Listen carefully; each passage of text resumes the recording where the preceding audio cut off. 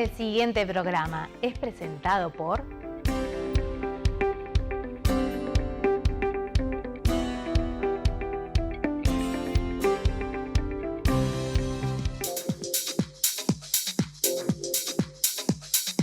¿Qué tal, amigos? Un gusto por el reencuentro. Como verán, aquí estamos, seguimos nosotros con Mayo Amarillo. Un mes de algo que fue, y no me voy a cansar de repetirlo, mira, un movimiento que tiene origen brasileño, pero que tiene repercusión a nivel internacional.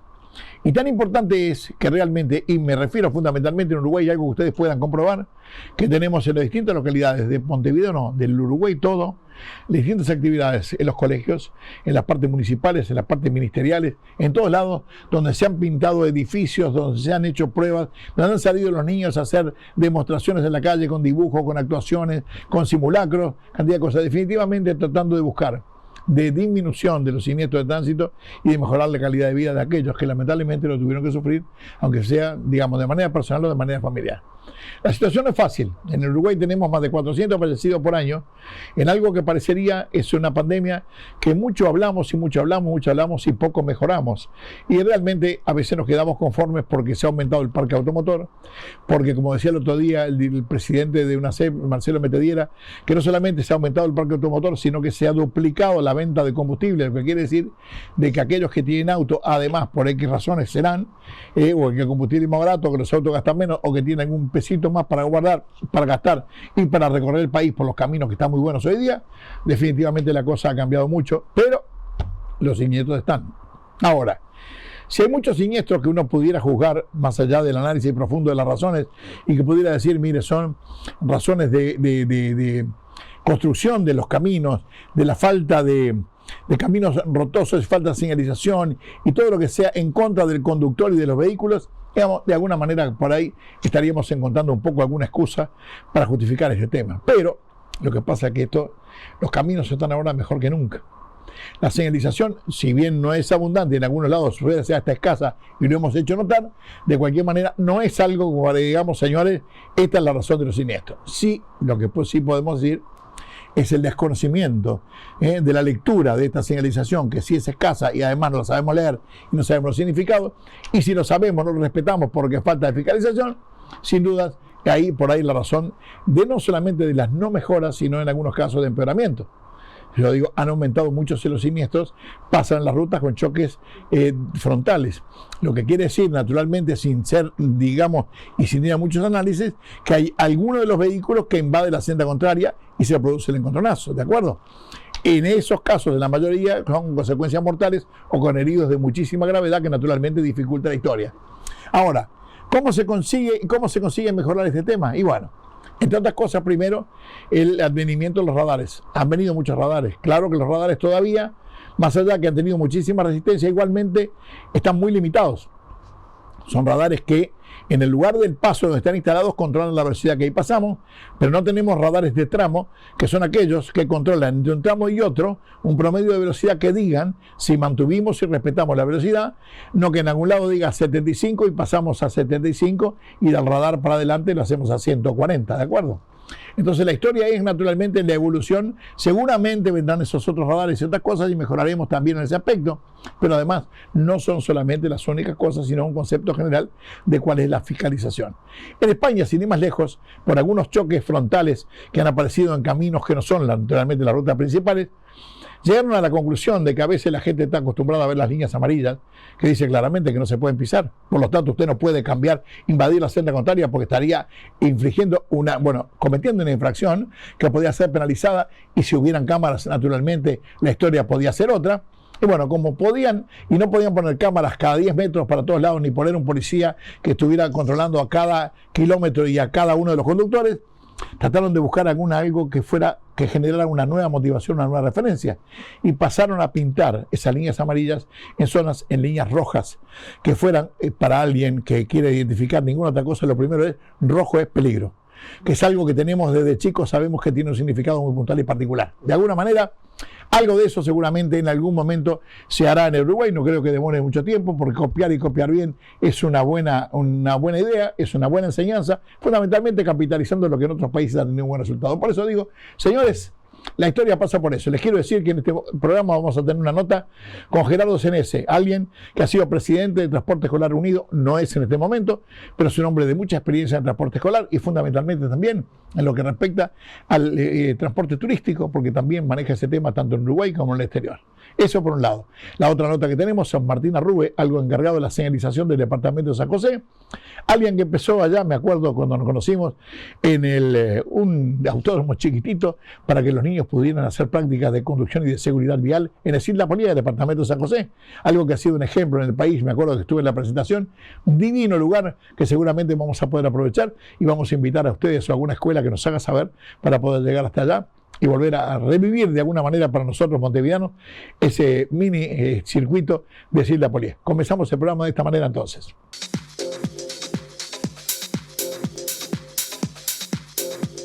Amigos televidentes, les cuento que hace unos cuantos años atrás ya, bueno, siendo periodista, yo no estaba en una SEP ni mucho menos, me acuerdo que recibimos una invitación. La invitación era para ir a Isla Polía. En Isla Polía se iba a inaugurar una escuela de conducción, mini escuela de conducción para niños. Bueno, y ahí conozco a Martín Arrube, que es nuestro invitado del día de hoy. Naturalmente hubo diferencias, qué sé yo, y ahora con Martín vamos a ir charlando desde aquel Isla Polía, donde encontramos la primer, que yo me acuerde, la primer pista para niños, o si no fue la primera, la mejor de todas las que yo había conocido hasta el momento, que dio pie para que se hicieran otras en otros lugares donde ya se manejan ese tipo de valores. Inclusive los planos de esa pista también fueron para el departamento de 33, para alguien que no sé si estarán dándole forma o no, qué sé yo, lo pidieron también de Cerro Largo en algún momento. Bueno, definitivamente creo que ese producto pasó a ser prácticamente de exportación. ¿De acuerdo? Martín Arrube, un gusto recibirte, es un placer que esté con nosotros una vez más. Buenas tardes, Jorge, el gusto es mío, como siempre, de estar en contacto con vos y hablando de estos temas que nos interesan tanto a todos. Bueno, vamos a remontarnos un poquito para atrás. ¿Te acordás de Isla Polía? Contame un poquito aquella historia, cómo comienza y en qué terminaste. Sí, claro, Jorge, ¿cómo no me voy a acordar?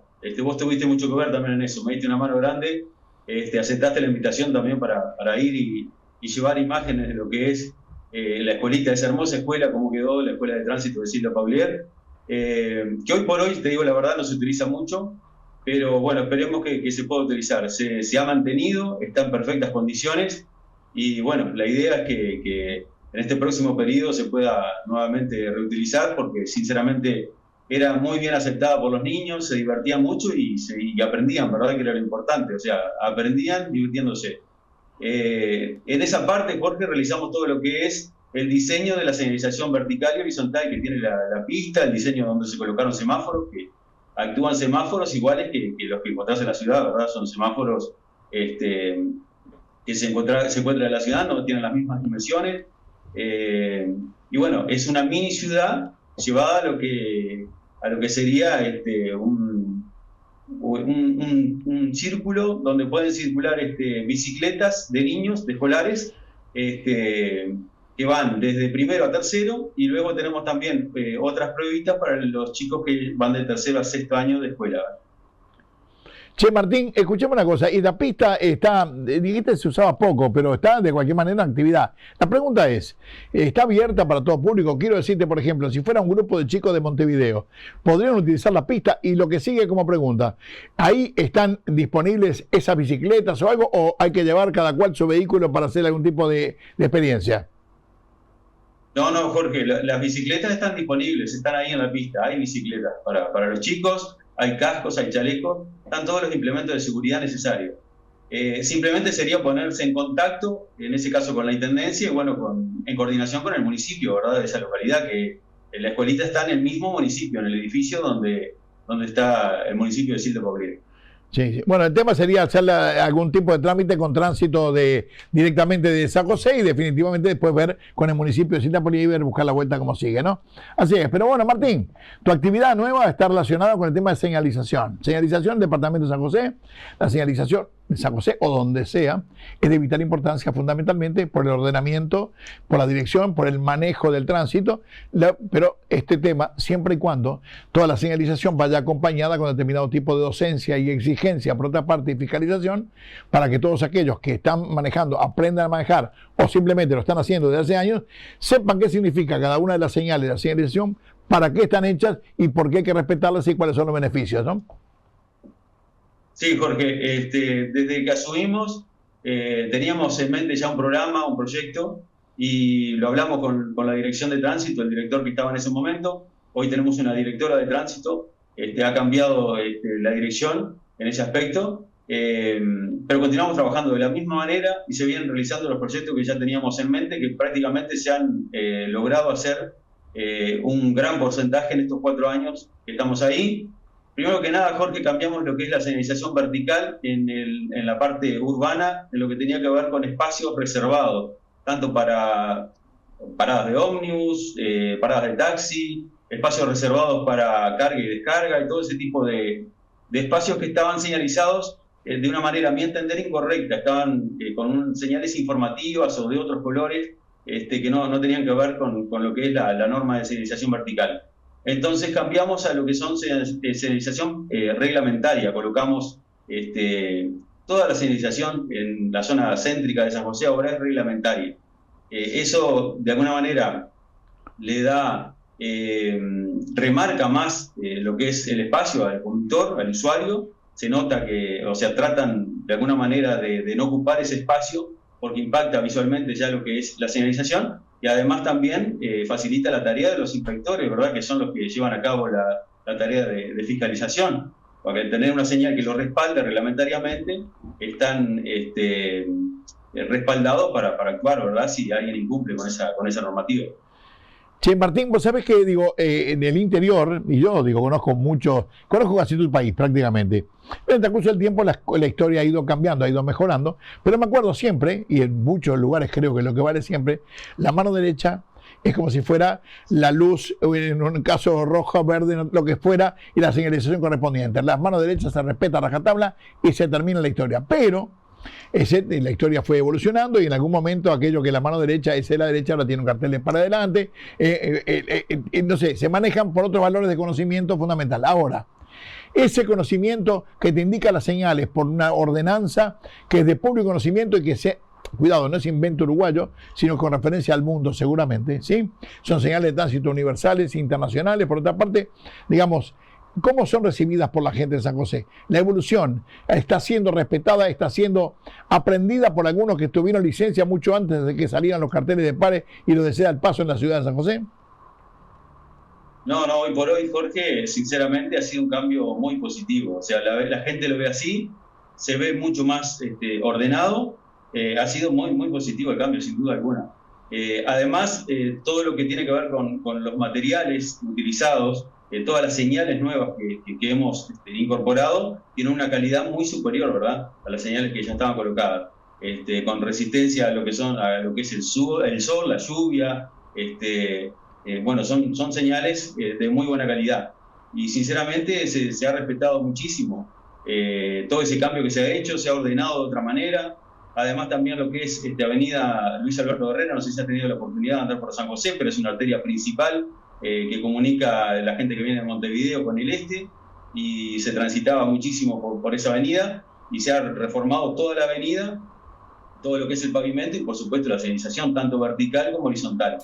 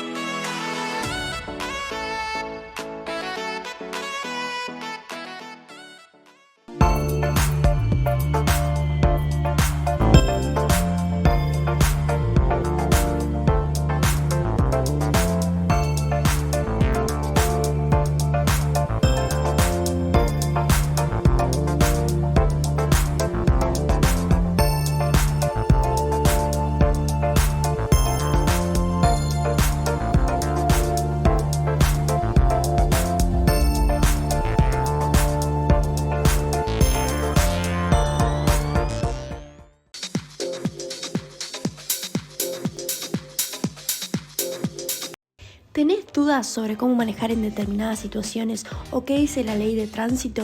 En Seguridad Vial Uruguay, Jorge Alfaro te informa, te educa y te acompaña hace más de 14 años con contenido claro, útil y actualizado sobre seguridad en las calles y rutas del país. Queremos que manejes seguro y con confianza, por eso respondemos tus dudas directamente en los comentarios. Tu consulta puede ayudar también a otros conductores. Seguinos y deja tu comentario y mira nuestros videos. En Seguridad Vial Uruguay, el conocimiento salva vidas. Inciso 6 dice claramente que el que dobla pierde la preferencia.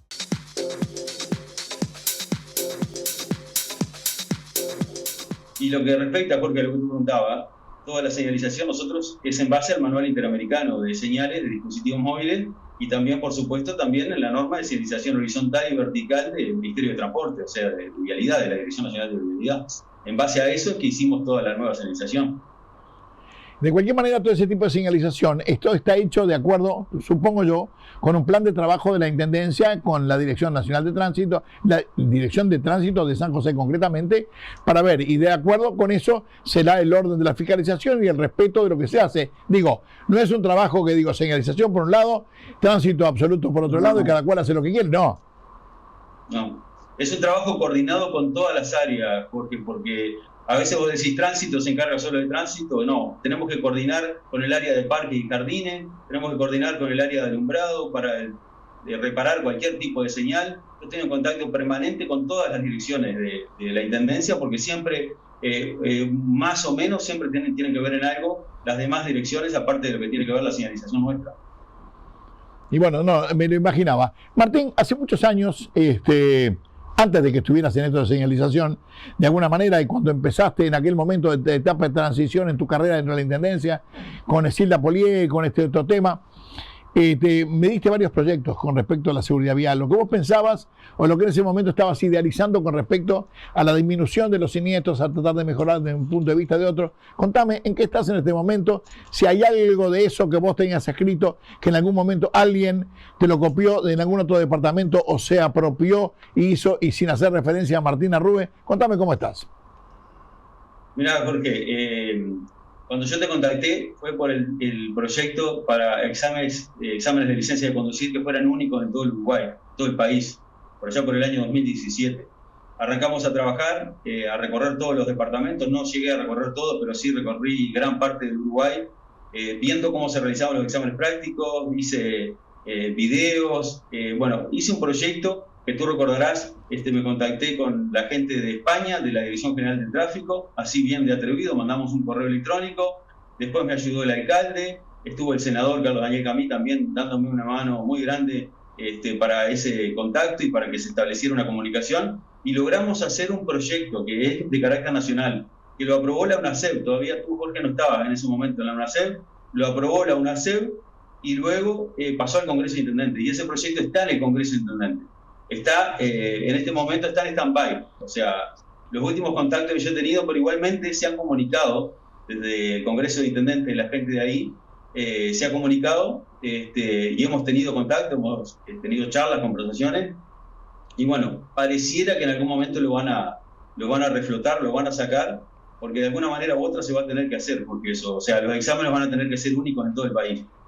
Ya se hizo una especie de bosquejo, un boceto de lo que es el proyecto, o sea, el proyecto que yo presenté, y si bien no dice Martina Rube en todos lados, pero por lo menos me pusieron al tanto de que todo ese boceto sí. En base al proyecto que yo presenté, y bueno, eso es lo importante. Lo importante para mí no es que me nombren a mí, sino que salga el proyecto y que se pueda hacer en todo el Uruguay igual. Sí, sí. Incluye, obviamente, no solo la voluntad de las autoridades, sino también tiene un costo que no es muy grande, pero sí incluye una inversión dentro del presupuesto de cada intendencia. ¿Sabes qué pasa, Martín? Yo pienso que lo que vos me estás diciendo ha sido un aporte muy valioso, porque me acuerdo, lo tengo bien presente. De cualquier manera, hoy día, para sacar la licencia, yo soy de los que piensa de que es un combo que es bastante más completo que solamente las clases prácticas o el examen práctico. ¿Por qué cosa? Porque la ley dice que son 15, la reglamentación dice que son 15 clases obligatorias para aprender a manejar, y yo pienso que en 15 clases definitivamente no aprende a manejar nadie, se necesitarían más. ¿Pero qué pasa? Hay otros países que también siguen utilizando 15 clases. ¿Por qué? Porque poner 30 significa que hay mucha gente que no tenga los recursos económicos para pagarlas, que estaría imposibilitado de tener acceso a la licencia de conducir. Entonces lo que hacen es que la parte teórica, en vez de ser un librito así, sea un libro así, ¿de acuerdo? Con 1.000.000 de opciones y cantidad de cosas, que vos pierdas el examen 1, 2, 3, 4 veces, ¿de acuerdo? Para que realmente lo que cuesta no es plata sino estudios, y que de alguna manera cuando salves el examen llegás a subirte al auto sabiendo conocimiento general del auto, cómo funciona, qué es lo que pasa a determinado tipo de velocidades, qué es lo que más conviene para manejar, qué es un neumático, qué es un motor, qué son los frenos, qué es esto, lo otro, no importa, y cuáles son las leyes de tránsito para definitivamente salgas con una preparación que hoy no consta, todos no la tenemos. Lo que pasa, Jorge, ¿sabés qué pasa? Por ejemplo, hoy en día, cuando yo presenté ese proyecto, un edil, por ejemplo, me habló y me dijo, mirá, Martín, dice, está buenísimo el proyecto, pero el tema de la parte teórica, toda la gente se queja de que es muy complicada, que no puede salvar. Imagínate si le ponemos una prueba un poco más difícil, nos matan acá. Bueno, el error conceptual, ¿sabe qué? La gente no puede salvar. El error no es ese, la gente no puede salvar es porque no sabe. Y si no sabe, no puede manejar. En su propio beneficio y en el beneficio de toda la sociedad. Pero ¿qué pasa? Lo que hoy te critican, mañana te van a aplaudir. Naturalmente, alguien le tiene que poner cascabel al gato, de alguna manera. Sí. Y esto no puede demorar mucho más, ella va a saber esto, ¿eh? Sí, sin duda, Jorge, estoy de acuerdo con vos. Sin duda alguna que si no pasás la prueba práctica, que tiene que ser siempre como está en el proyecto, en el protocolo que yo realicé primero, para luego salir a pista. Si no estás para la prueba teórica, no la probás, no podés pasar la práctica nunca. Vos sabés que Pérez Navarro, que sabe quién es, director general de tráfico de España, ¿no? La de la DGT, no tiene nada que ver directamente con esto, pero sí con el concepto general de la fiscalización y el control de tránsito, hizo una disminución sensible de los fallecidos cada 100.000 habitantes, pasó de 12 a 2.5, qué sé yo, bárbaro. Pero en algún momento, en algún tipo de encuesta, alguien le comentó, ¿usted tiene idea, Pérez Navarro, que es el hombre más odiado de España? Y bueno, naturalmente es así, pero la historia es el más odiado. La disminución en la calidad de vida con referencia a los siniestros de tránsito va a ser mucho mejor. O sea, ese sería para nosotros el ideal, ser odiados, pero mejorar y que los números descendieran, ¿no? Sí, sin duda, sin duda. Esa es la idea. El viernes estuve en una actualización de lo que hacemos de las capacitaciones, los cursos que se hace el Banco de Seguros con la Intendencia, que tú estuviste, Jorge, en el de tránsito pesado, ¿verdad? Sí, de camiones, ya estuve, sí. Bueno, tuvimos otra actualización y hablábamos justamente de eso, del proyecto que hay a 10 años, del diseño de bajar justamente la cantidad de fallecidos, la cantidad de accidentes de tránsito que hay, de siniestros. Ya no usamos tanto la palabra siniestro, sino han cambiado un poco los conceptos utilizados, pero sí, esa es la idea, de bajar el número de fallecidos y personas lesionadas, ¿verdad? Y así es. Bueno, mi amigo Martín, es un gusto como siempre hablar contigo. No, ya digo, como lo digo siempre, sobre todo a esta altura del año, no es la primera ni la última de las veces que nos vamos a encontrar en el año. Espero ir a visitarte San José para ver esto y eventualmente para ver si consigo algún grupo de chicos para que vayan a Tecita Polié a utilizar esa pista que me parece una maravilla y quería decir una lástima que no esté siendo utilizada al mango por todos los niños del país si fuera posible. ¿De acuerdo? Te mando un abrazo muy grande, Martín, y muchísimas gracias. Bueno, Jorge, te agradezco a vos, te mando un gran saludo. Como siempre te agradezco por estar en contacto conmigo. Y bueno, un gran abrazo por ahí por Montevideo. Y te cuento rápidamente, te vamos a esperar acá de brazos abiertos si querés ir a la escuelita, si querés recorrer acá en San José, tranquilo, todas las obras que hemos realizado. Me han salido otro tipo también de colaboraciones a través del PNUD, del Programa Nacional de Desarrollo, también de gente, arquitectos y demás que han participado en obras acá en San José, que me recomendaron para la Intendencia de Montevideo también para hacer algún trabajo que después te voy a contar que tiene que ver también con ese programa. Y de forma honoraria participar también dando mi humilde conocimiento en algunos aspectos que tienen que ver con la señalización. Fenomenal, bueno. Además de todo, un abrazo, reconocimiento, un aplauso por tu crecimiento profesional. Hasta pronto, Martín, gracias. Chau. Muchas gracias. Chau, Jorge, gracias. Chau.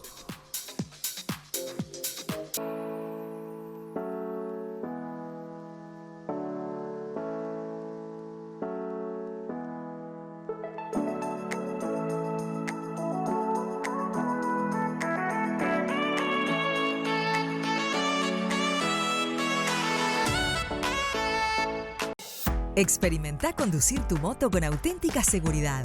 Utiliza tecnología de innovación. Utiliza un aerobag.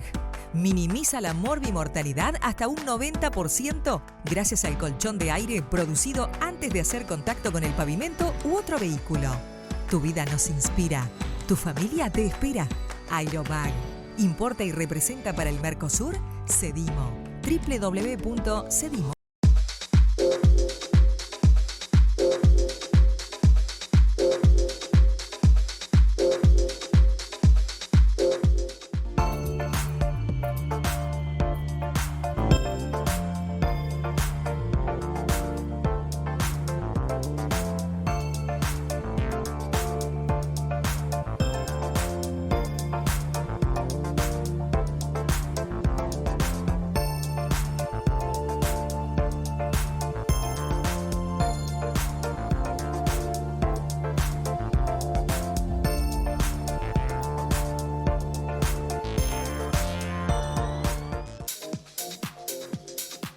Pero ¿qué dice mi amigo don Gerardo Senese? Para mí un placer. Después de tanto tiempo, ¿vos sabés una cosa, Gerardo?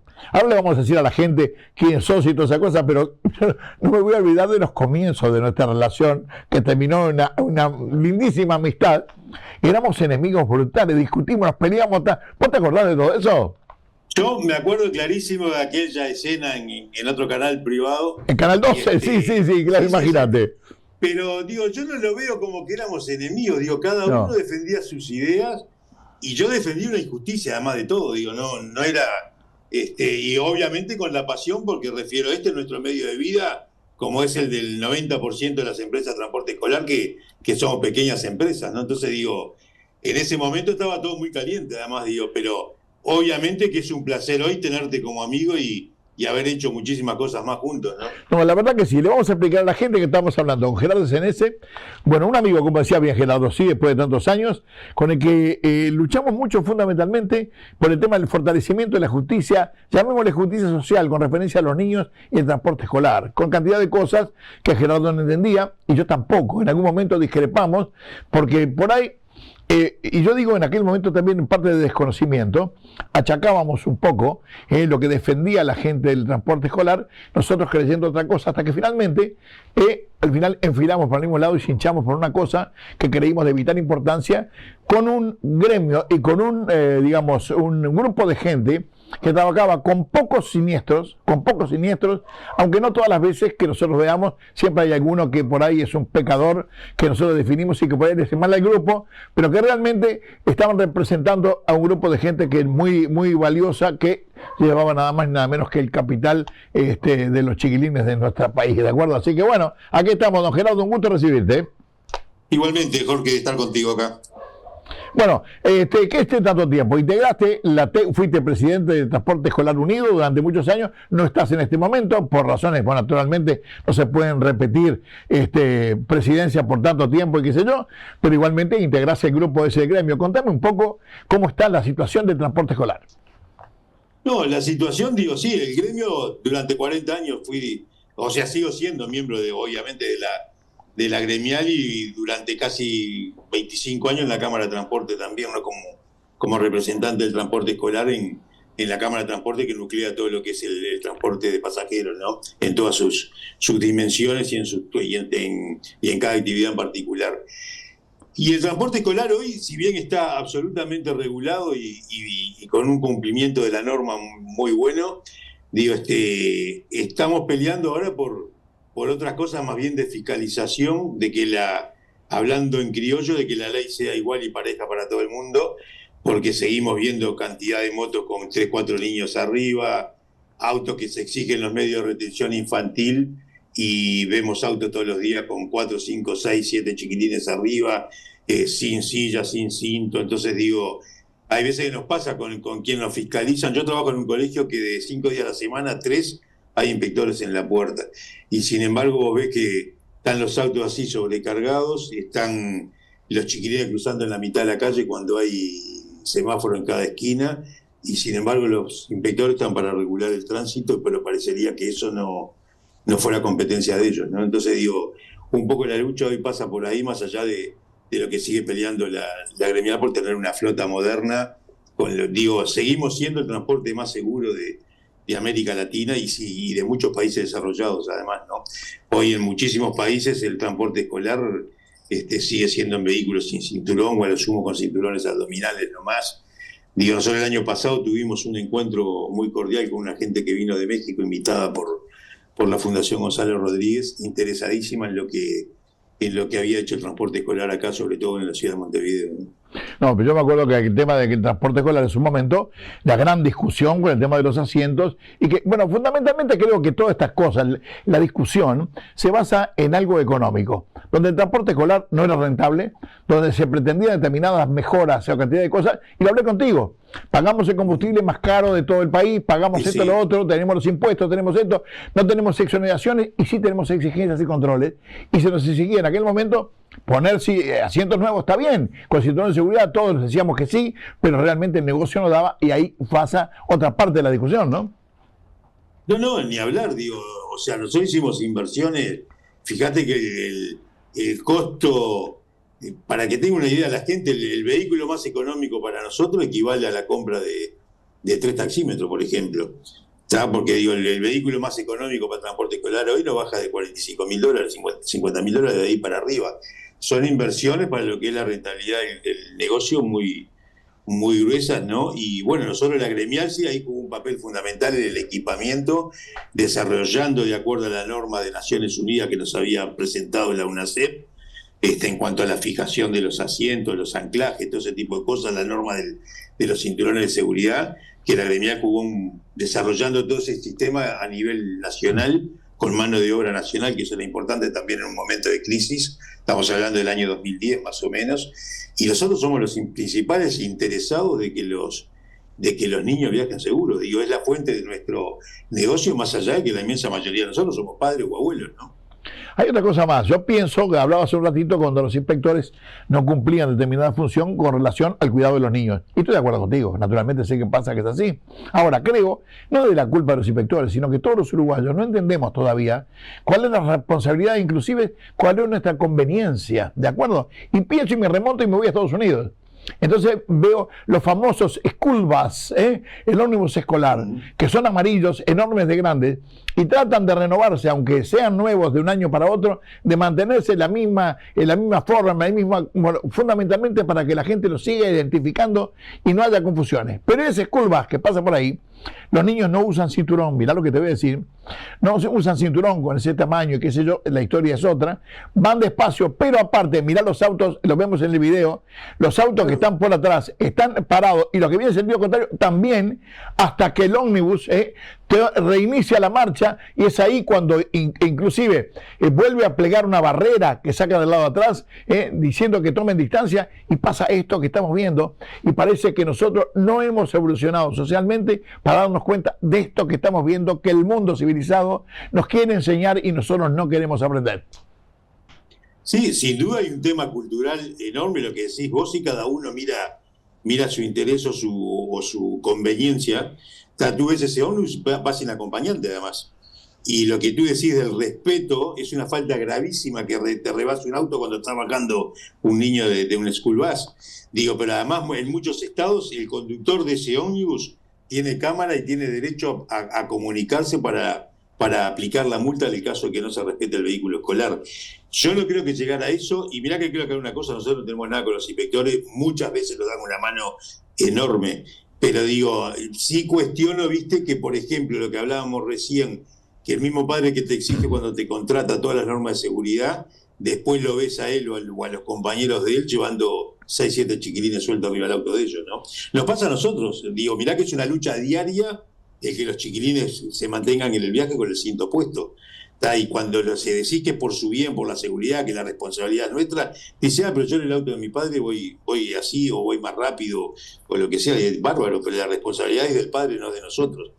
Y lamentablemente es así, sí, digo, es que como tú decís, cada uno mira su conveniencia sin importar lo demás, ¿no? Y creo que así estamos en uno de los tránsitos más caóticos de la región y del mundo, ni hablar, ¿no?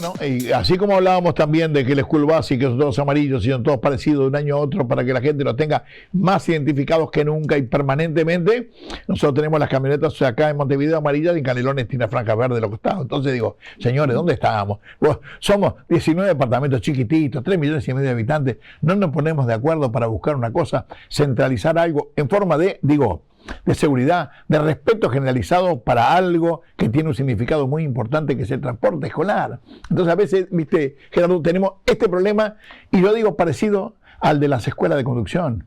Es lo mismo, porque se exige un profesionalismo del instructor y por otro lado enseña al vecino, al padre, el novio, la nena, o sea, es difícil, ¿no?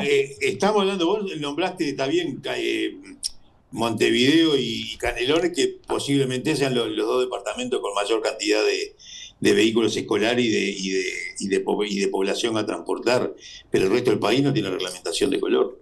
Y yo creo que el amarillo, mirá que a nosotros nos costó en las primeras negociaciones con la Intendencia de Montevideo, en la que entonces era Felipe Martín, el director de tránsito, que voy a hacer un reconocimiento, pues fue con uno de los directores que mejor trabajamos, ya que tuvo 2 periodos en la dirección. Hoy, por suerte, volvió al Ministerio de Transporte, también a la Dirección Nacional de Transporte.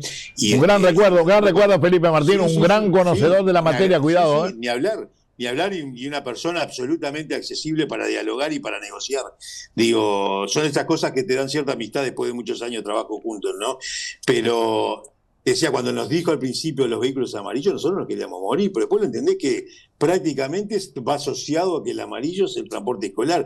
Fíjate que nosotros logramos que el estacionamiento de la puerta de los colegios, otra cosa que nadie respeta, logramos que el cordón para el reservado del transporte escolar sea amarillo y blanco, para que ese cordón se identifique con el amarillo y blanco de los vehículos escolares, que mucha gente eso no lo desconoce y está identificado. No, creo que te equivocás. Mucha gente no, el 99,9% de la gente. Eso, ¿eh? Sí, claro.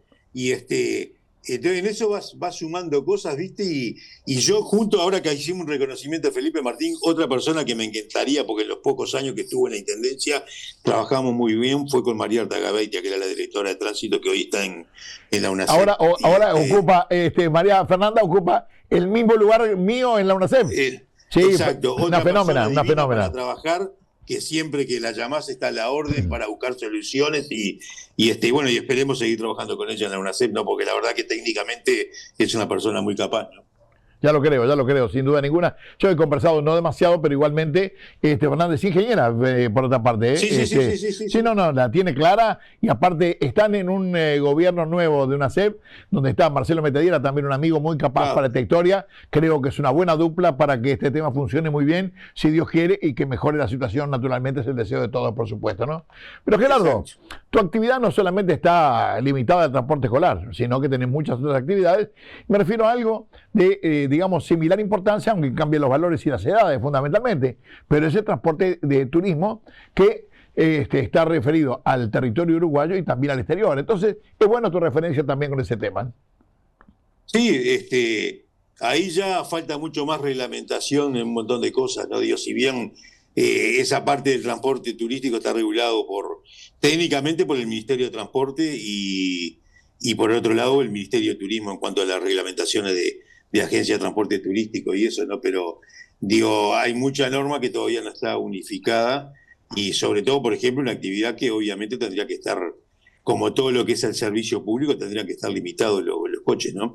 Cada año se vuelcan muchísimos más coches a la calle, que muchísimas veces terminan trabajando acá en Montevideo porque ya tienen más de los años para hacer turismo nacional o internacional. Y ahí hay un tema que las empresas de transporte interdepartamental siguen renovando su flota y los coches que desafectan los introducen al mercado, ¿no? Entonces, creo que ahí falta muchísimo trabajo en cuanto a que si bien las empresas renuevan y a muchísima gente le sirven esos coches, pero que se obliga a que empiecen a desafectar los vehículos que se sustituyen, ¿no? Hay otro tema, porque eso cuando vos me decís que lo sacan de determinado tipo de tarea y pasan a otro tema de circulación, digamos, para la gente que entienda, que aquello que antes era el Subta y ahora es A Plus, que es mi principal sponsor, por otra parte, está claro que ya no están sometidos a esa revisión y en un funcionamiento interno que no recorran caminos, carreteras nacionales, ¿de acuerdo? Ya no tienen revisión de ningún tipo o casi ninguna. Exacto. Que queda referido a las intendencias, que bueno, será mucho más benevolente naturalmente y no está bueno, ¿no? Claro, sí, pero lo para las intendencias, por lo menos que yo conozca, que tiene una inspección técnica, que nosotros, digo, tal, el transporte turístico hacemos el A Plus, pero acá en Montevideo hacemos las plantas de inspección técnica de Montevideo, a las cuales están obligados también la gente del transporte escolar en Canelones, que tienen que hacer la inspección técnica acá en las plantas de Montevideo.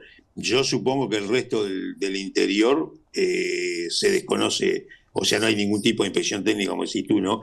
Pero el tema de la flota, sí, porque esos coches con demasiada antigüedad, digo, a mí me parece bárbaro porque, por ejemplo, un tipo que tiene un coche de muchos años, le puede servir sustituirlo por algo más nuevo, como coches, digo, hoy la flota interdepartamental están sustituyendo coches de 2015, 2016, 2017, que para la actividad interna están más que sobrados, pero digo, algún coche tiene que ser desafeitado y la desguace o lo que sea, o si no, que las mismas empresas cuando renueven, bueno, si ellos tienen la ventaja de renovar hoy en día con el fideicomiso como garantía, con un montón de ventajas que no tiene el transporte turístico. Hoy tú hablabas del precio del combustible. El precio del combustible del transporte interdepartamental, urbano y suburbano es totalmente diferencial con lo que es el transporte turístico o el transporte escolar o el resto de los sistemas de transporte público. No digo, nosotros pagamos el gasoil a 50 pesos, 51 pesos como lo paga cualquiera, digo, y esas empresas tienen un fideicomiso y un subsidio, sea por las intendencias, por el Ministerio de Transporte, con determinadas obligaciones, pero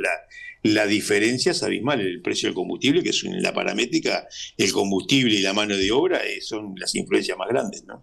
Ahora, ese tipo de subsidio o de fideicomiso, algún tipo de, digamos, de diferencia, ¿está para beneficiar solamente para acompañar el precio de un producto final o para que haya determinado tipo de inversión o reinversión y los vehículos estén en la mejor orden de marcha posible?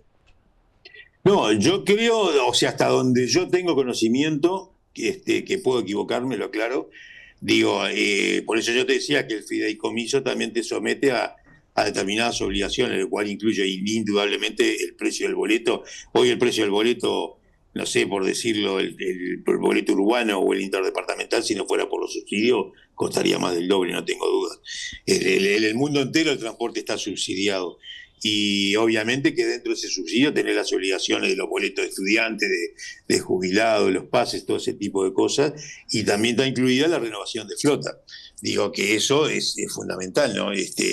Fíjate cosas del fideicomiso, la flota de los interdepartamentales capaz que se renovaba a los 15 a 20 años, y hoy la renuevan con 8 o 10 años.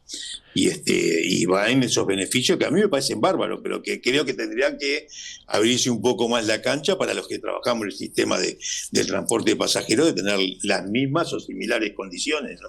No, sin duda que sí. Ahora, en el Uruguay el tema con respecto a los caminos y esa cosa que vos recorres siempre, naturalmente ha mejorado muchísimo. Eso implica naturalmente un menor desgaste de la unidad con respecto al tratamiento, digamos, por lo malo del camino. Creo que igualmente hay algunas carencias, como yo digo, hay un poco de falta de señalización en algún lado, hay que las salidas para fuera del camino en caso de eventualidad de cualquier tipo de problema no tengan, digamos, la seguridad deseada o la posibilidad de algo que te perdone algún tipo de siniestro, alguna cosa así, pero bueno, de alguna manera, pero salís de acá del país y cuando salís del país las diferencias son tan grandes. ¿Qué es lo que notás vos? ¿Cómo te manejás con respecto a la fiscalización, a los caminos, a todo el sistema? Mirá, yo creo que Uruguay en estos últimos años, desde el punto de vista de rutas nacionales, se ha mejorado notoriamente, ¿no? Si hablamos de lo que fue la finalización de la Ruta 3, entre ahí hasta el tramo antes de llegar a San José, entre Laguna y San José, rutas nacionales que se han construido, que para mí tienen un valor, digo, porque obviamente que van en los costos de la rotura de los vehículos, el mantenimiento de los vehículos, y eso en Caminería se ha avanzado muchísimo en los últimos 4 o 5 años, ¿no? Y yo creo que cuando salís depende, hay que variar mucho. Yo que sé, para el lado de acá América sí, tenés rutas nacionales que están en muy buen estado, que tienen descanso, que son tipo autopistas, lo cual eso sí, porque digo, vos pagás un peaje que lo pagás con gusto por las mejoras y lo que tenés. Vos acá tenés la mitad de la ruta, pasa por el medio de la ciudad, de los pueblos del interior, y que eso te aumenta el riesgo de accidente, de la velocidad, el promedio de velocidad, el tiempo que demora el pasajero en su viaje, y yo creo que en eso nos falta muchísimo en ese tipo de cosas. Digo, yo la experiencia más grande que tengo la tengo acá en el nivel de transporte internacional, el Cono Sur. Digo, en Argentina está muy similar a nosotros, creo, digo, sacando grandes rutas, y creo que el que está un poco más despegado es Chile en cuanto a autopistas o rutas nacionales, ¿no? Después para adentro es como estamos más o menos todos más o menos parejos, me parece. Che, Gerardo, y con respecto a las horas de conducción, contame cuáles son tus sensaciones, qué es lo que vos pensás, cómo es y cómo debería ser. Sí, yo creo que tendrían que estar limitadas, no me animo a decirte bien cómo sería el sistema, sé que en Europa se usa el GPS o los tacógrafos, todo ese tipo de cosas, pero sí, yo creo que el descanso para todos los que manejamos es fundamental, ¿no? Ahí, digo, yo la experiencia nuestra, digo, en las empresas más chicas, digo, siempre es diferente, ¿no? Pero digo, obviamente que el descanso del chofer profesional es fundamental, ¿no? Y lo que pasa es que acá se han extendido mucho las distancias, las obligaciones, y muchas veces se olvida la parte física del chofer, ¿no? Y esto lo miro a los dos lados del mostrador, como chofer y como empresario, pero creo que es fundamental, sí, el tema de los descansos y regular cómo sería eso para que no haya choferes que manejan 14, 15 horas de repente en el día o con un descanso intermitente, ¿no? Las condiciones son parte de las condiciones del trabajo, de la seguridad laboral, que de repente en otros rubros se manejan de otra manera, el caso de la construcción o algo, pero acá es fundamental porque estamos hablando de las vidas humanas que transportamos, ¿no? No, sin duda, pero vos sabés que yo hablando con tú dijiste algo del tema del GPS o del todos los controles que son electrónicos, naturalmente. Y hablaba con un uruguayo que trabaja en una empresa de camiones en España, y entonces, mira que las horas están marcadas, te para la policía y dice claramente cuándo son las horas que estás manejando, las que dejaste de manejar, las velocidades y eventuales infracciones que puedes haber cometido. Y cuidado, mira que eso no se paga ni se arregla, sino más, ¿eh? Entonces la historia pasa a ser, cuando entras a la electrónica, se termina la historia de la fiscalización permanente de gente trabajando en la ruta. Eso ya no existe más, o casi no existe. Están los radares de tramo, está la fiscalización por controles electrónicos dentro del vehículo. Digamos, hay algo que va evolucionando, que la cosa va mejorando sensiblemente, sin que haya alguien esperando en algún lado escondido atrás de un árbol para ver que se encuentra o no te encuentra en infracción. No, estamos de acuerdo. Yo, conozco cómo son los sistemas ahí a nivel de la Comunidad Europea, sobre todo, porque lo hemos manejado más de una vez en la Cámara de Transporte, aparte, pero digo, creo que acá falta mucha madurez de ambos lados, porque de hecho yo mira que muchas veces digo, cuando vos sos chofer, aunque seas empleado, está todo bárbaro, pero en el caso de un siniestro, la responsabilidad es del chofer, no es de la empresa. La empresa podrá tener responsabilidad de daño económico, las reparaciones económicas, pero desde el punto de vista legal, judicial, es el chofer, es el que maneja, el responsable, digo, y no importa si sos patrón o chofer. Entonces creo que ahí falta mucha conciencia y mucha cultura, y después también que se den las condiciones, porque todos esos equipamientos que tú decís, que a mí me parecen fantásticos, pero también vos vas a pedir ¿viste cómo es el tema? Vas a pedir un traslado o sea, un vehículo que viene sin todos esos chiches que tú mencionás, y hay de repente 8 o 10 mil dólares de diferencia. Entonces digo, hay que medir todo eso, no es una cosa sencilla de instrumentar, y te vuelvo a reiterar, a mí me parece fantástico, pero digo, yo estoy en un sector, el transporte escolar, gracias a Dios, no tenemos esa cantidad de horas de manejo ni cerca, y tenemos muchos cortes, ¿no? O sea que no estamos 6, 7, 8 horas de corrido manejando, pero creo que son cosas que se precisan urgentemente empezar porque es parte de bajar la siniestralidad que tenemos también, ¿no? Ya, Gerardo, digo, lo que se arregla con plata es barato. Lo que no se puede arreglar es otra historia, ¿verdad? Ahora, a veces, y esto te estoy diciendo de hace un tiempo atrás, si no quiere decir, pero igualmente digo la parte irracional de todo esto. Por ejemplo, un casco para motociclista pagaba 0 recargo en la importación. El sistema de airbag para un auto o para un camión o para un vehículo de transporte como vos manejás pagaba 18%. ¿Me podés explicar vos cuál es la diferencia cuando todo tiene la misma función, velar por la seguridad de la gente? Sí, bueno, eso es lo que tenés que hablar a nivel de las autoridades, que todo eso es un fin recaudatorio, ¿no? Digo, y o sea, se prioriza la recaudación antes que la seguridad. Digo, la seguridad no es gratis en ningún país del mundo, ni barata. Yo veía la otra vez en el programa tuyo, tu compañero, el que está más en el tema de las motos y eso, me parecía fantástico que estaban presentando el airbag en las camperas de los motociclistas y todo. Sí. Pero no es una cosa que sea gratis ni barata, digo. Entonces, y vos aumentás eso, pero No, sí. pero los estaba, costos, digo, pero Daniel Rosich, porque nos importaba esos chalecos, está peleando todavía por la exoneración impositiva, por los recargos de importación. Claro. Una cosa, claro, por eso te parece digo, y insólito. son cosas que apuntan a la vida humana, ¿no? No, naturalmente que sí. Gerardo, hay muchas cosas para corregir. Cuando vos agarrás y decís, a veces dijiste algo con afán de recaudación, eso lo dice mucha gente con respecto a los radares y esto y lo otro, no importa. Para mí hay algo que es peor, que a veces es la desconexión entre líneas o el desconocimiento profundo cuando no hay una temática centralizada que vele por algo, así como la Fiscalía en el Tránsito que se estamos pregonando desde hace años y ahora también lo pide una SEP también. Digo, otros aspectos en los que la importación y la seguridad y los elementos a utilizar. El otro día hablaba con Marcelo Metediera, presidente actual de la UNACEP, Sí. y hablaba que quería controlar los neumáticos que entran de las motos, que no sé cuánto, que no sé. Sí, Y fenómeno. Le digo, ¿sabes qué, Marcelo? Está bárbaro. Pero ¿por qué no empezás por agarrar y poner la Inspección Técnica Vehicular, la ITV, que tome vigencia plena en todos los departamentos? Porque es ley, cuidado, se aplica a Montevideo cuando vas a vender el auto o en alguna otra circunstancia, porque de lo contrario no, pero falta la reglamentación. Es difícil de creer, ¿de acuerdo? Que esto no funcione ni en Montevideo y los otros 18 departamentos restantes, naturalmente, ¿no? Sí, sí, sí. Es lo que yo te decía hoy de la parte técnica, la inspección, el ITP que tú decís, existe en Montevideo nomás. Y bueno, así estamos. Bueno, mi amigo Gerardo Senese, por hoy, cuidado que esta es la primera del 25, no ser la última, naturalmente, te podrás imaginar, ¿no? No, pero Dale, digo, porque... en algún momento, no sé, en alguna de esas excursiones que vos vas por ahí, compartimos un rato, me voy a tomar un mate contigo, yo tomo un mate, vos manejás, y después vemos cómo seguimos. Cuando Dale. quieras, cuando quieras. También podemos cambiarse la revés, no hay problema. Dale. Un abrazo. Dale, un abrazo, Jorge, a la orden, como siempre. Gracias, Gerardo. Chau, Gerardo. Saludos por tu Dale. casa, un gustazo. Chau. Dale, a las órdenes. Chau.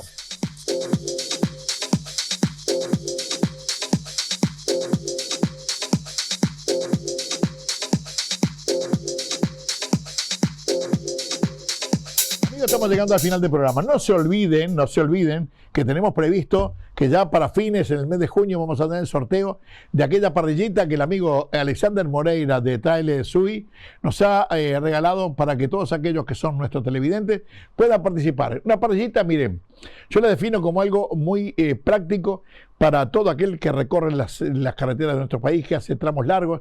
Para los camioneros, ya lo tenemos en imágenes, totalmente desarmable. Para los camioneros que paran, que ahora tienen muchas áreas de descanso, esto es totalmente desarmable, no pesa nada, lo guardan en una bolsa nomás directamente, la arma, la pasa después con un papel de diario, la limpia, la vuelve a guardar.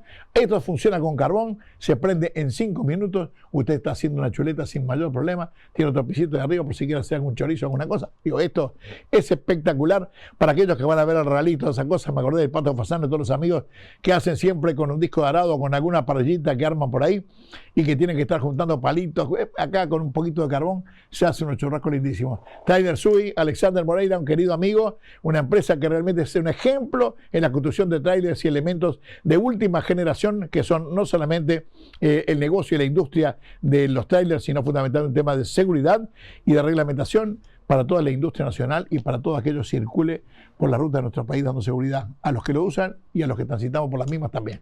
Les mando un saludo muy grande, que tengan una buena semana. Nos encontramos en 7 días como siempre. Gracias, chau.